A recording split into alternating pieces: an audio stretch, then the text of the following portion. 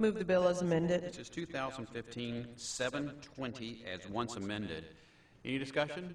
Seeing no one on the queue, open the ballot, record your vote. 17 in favor, none opposed. Council members, by your action, you've approved 2015-720 as once amended. And Councilman Newby, this is your first piece of legislation. Would you like to say anything? Or? Through the chair, first of all, I want to thank the library for helping me with this bill. It's going to be a great bill. It's going to bring the library to the urban core, and it's going to help the. Paul Harden, let me sound like Mr. Nooney. Paul Harden, 501 Riverside Avenue. I just love public comment. I'm here tonight speaking unusually because tonight one of the bills you introduced was the 14th Amendment to the Jaguars lease with the city, which also includes some other improvements at the stadium area. At the behest of the administration, we've not reached out to you individually until they were prepared to introduce the legislation. But I want to come say tonight, I hope no one takes that to mean we do not enthusiastically support this project. Some of the other projects that the football folks are working on have moved a little slower than we anticipated, although we're continuing to work on them.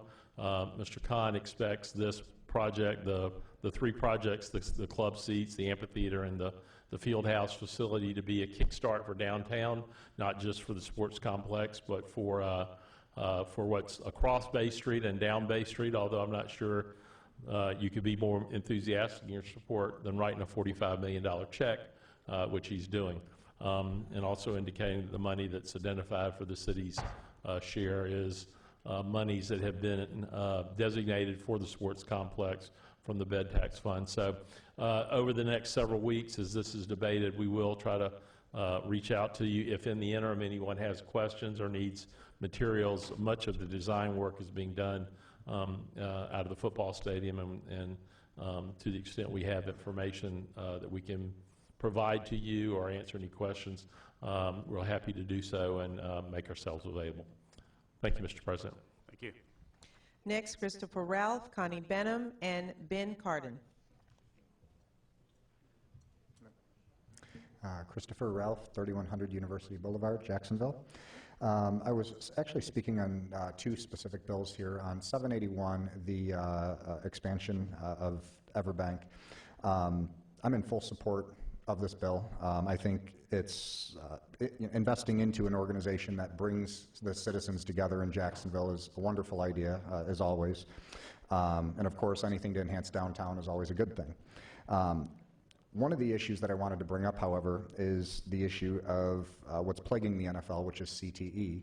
And one of the things that I believe that we should look at when we're looking at funding and spending $45 million of taxpayer money is on possibly helping in that area with CTE, and possibly creating or allocating some of this funding for that type of research in Jacksonville. We have numerous medical facilities that have the ability to do this type of research, and why not bring that type of work home to Jacksonville? So that's my comment on 781.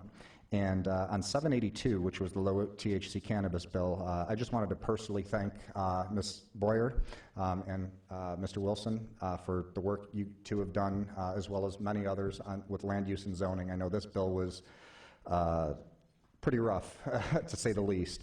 And after going through it, reading it completely, I fully support this bill, and I just want to thank the zoning committee for that, and you two specifically. So thank you.